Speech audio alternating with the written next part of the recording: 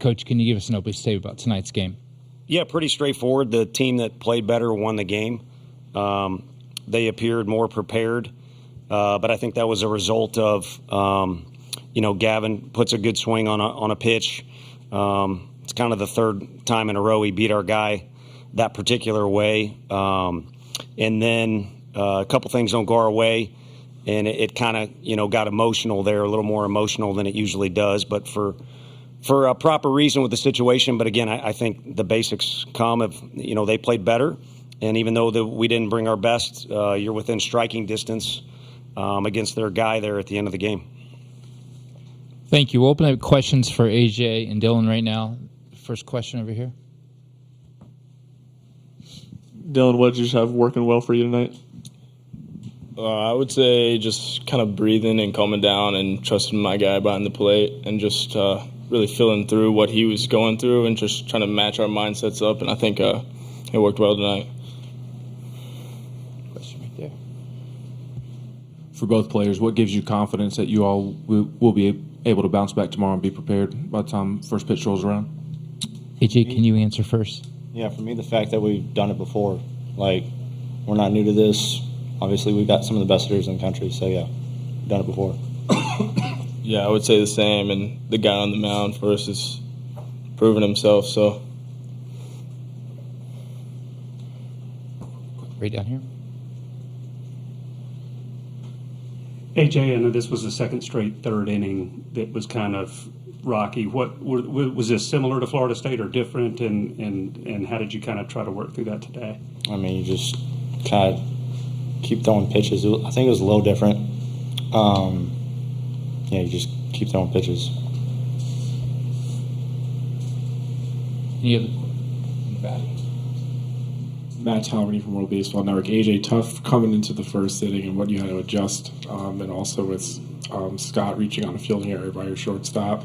How do you just feel that the defense needs to uphold and limit, 3 errors tonight, and what lies ahead for tomorrow? I mean, it's nothing like too serious. Like, it's not that serious. Like, we gotta fix the problem or anything. We just gotta play the baseball we can play. Any more questions for the student athletes? One more, right down here. For both guys, your coach said that the game was maybe the dugout was a little more emotional tonight. Was that unavoidable in some ways, or is that sort of a disappointment to kind of get here and have it happen?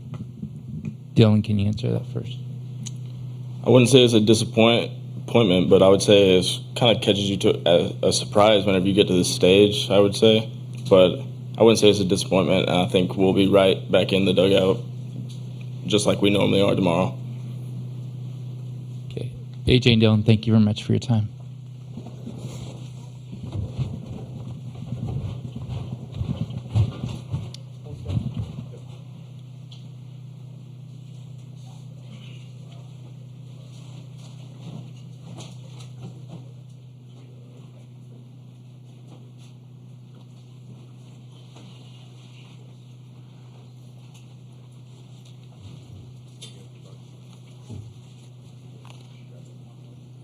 Okay, we'll open up for questions for Coach.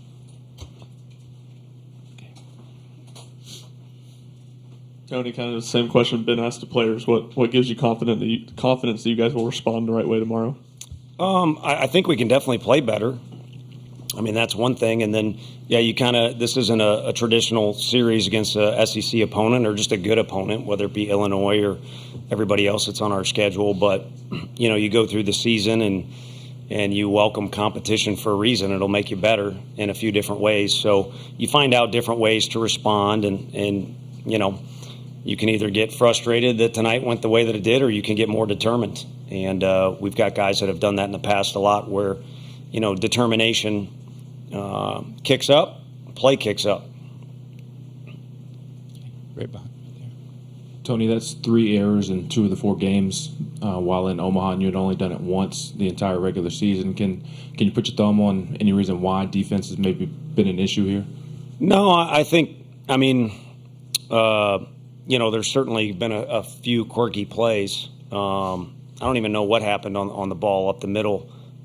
There was a clean hit, by a Pell. I don't even know what happened, if it hit the bag or whatever it did. So, guys have put the ball in play against our guys, and they're going to continue to do that. We don't quite have the strikeout type of staff that we did last year. We get our fair share, but guys put the ball in play, and they found some holes tonight, as did Florida State, and also there's been some unique ones, to be fair to our guys. So I think it's about getting familiar with the ballpark, which by now our guys should be, and then just playing ball. And like I said, I think tonight, maybe a little bit more credit to the game than you should give it, which is crazy to say based off the crowd we had. But I think that's a true statement. Okay, we can go right here.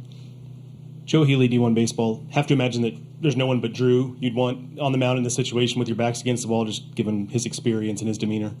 Yeah, I think we like any time he gets to throw for us. It's kind of been that way since his freshman year, and the fall was slower based off how he entered the program. He was recovering and then hasn't looked back. And there's been some ups and downs, but it's not like it's been a roller coaster. He's been a blessing to have in the program as far as the approach he brings to the dugout or just the facility in general and how he works. And, he's usually when your leaders embody what you got going on and it's a positive. I didn't say that appropriately, but when your leaders have the right characteristics, it usually bleeds into the rest of the team in the dugout. And, again, he's an unselfish kid that likes to compete. And I think that, again, has kind of bled throughout the rest of the dugout, especially with younger guys that have learned from him, like D'Eloy. Right over here. Hey, Tony, what's the benefit of making their bullpen work the way you guys did late, and does it remind you at all of that second game against Evansville?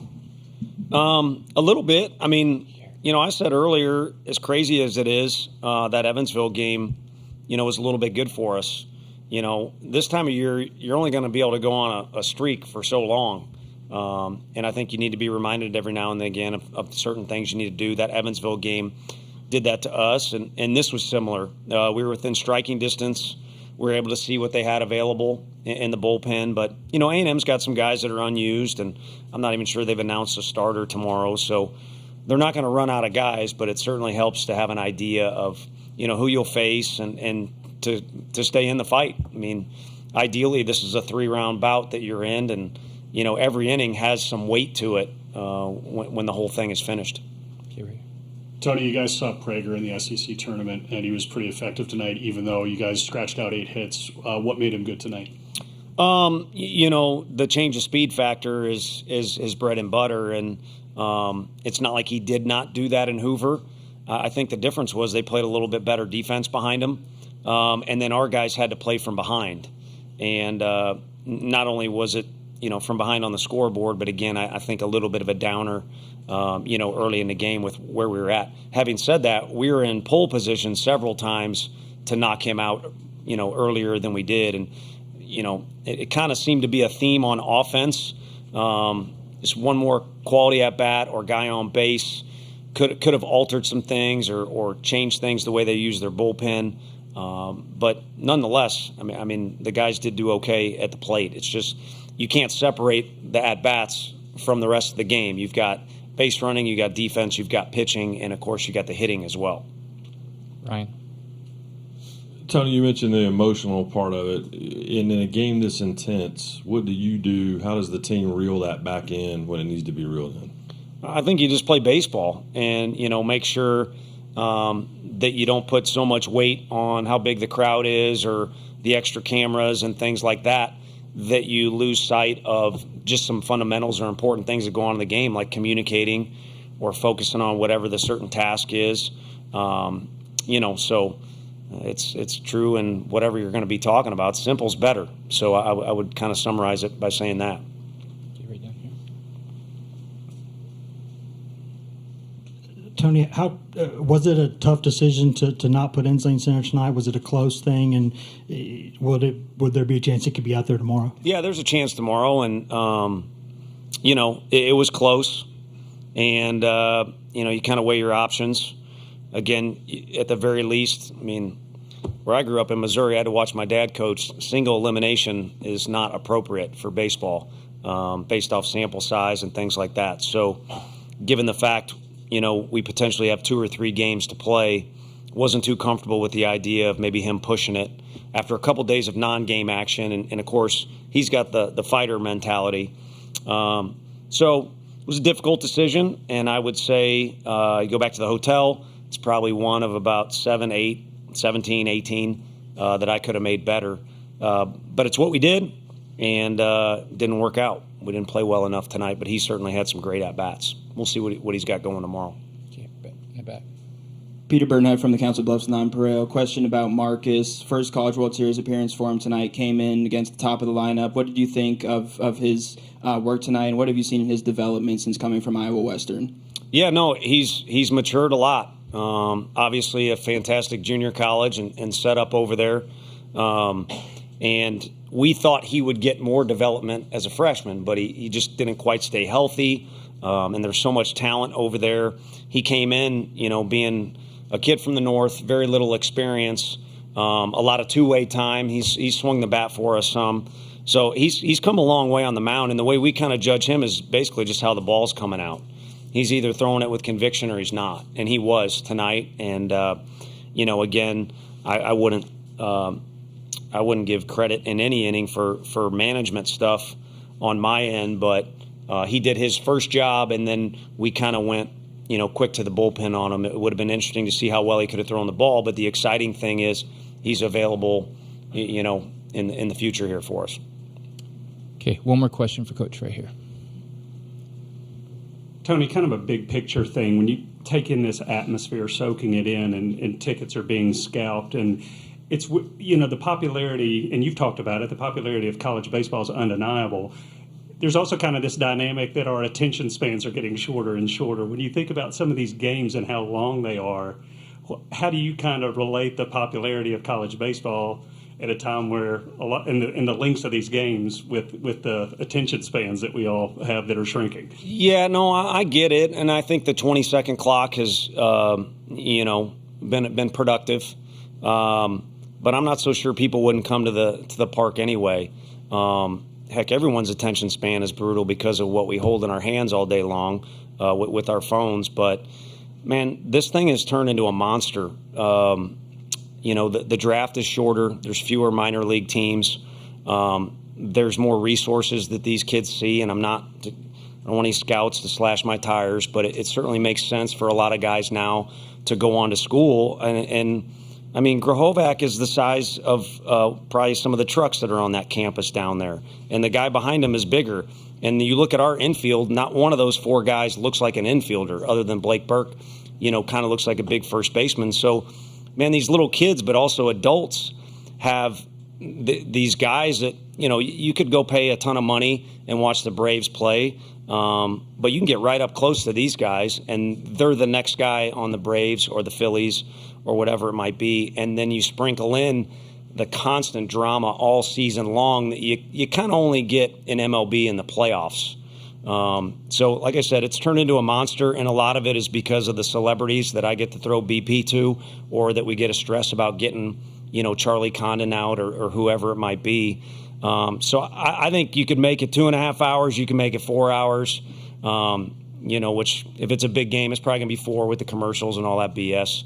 But I think you show up and you have your hot dog, and if you want to have a beverage, you have a beverage, and you yell stuff at me if you're wearing maroon, and the orange people, yell crazy stuff at the other team, and I don't know that you'd want it any other way. Obviously, we'd like to win tonight, but pretty damn good stuff. Unfortunately, we don't get to enjoy it like you guys do. We got to try and do our jobs, and we certainly need to do it better than we did tonight. At least I do. Coach, thank you for your time. Thank you all.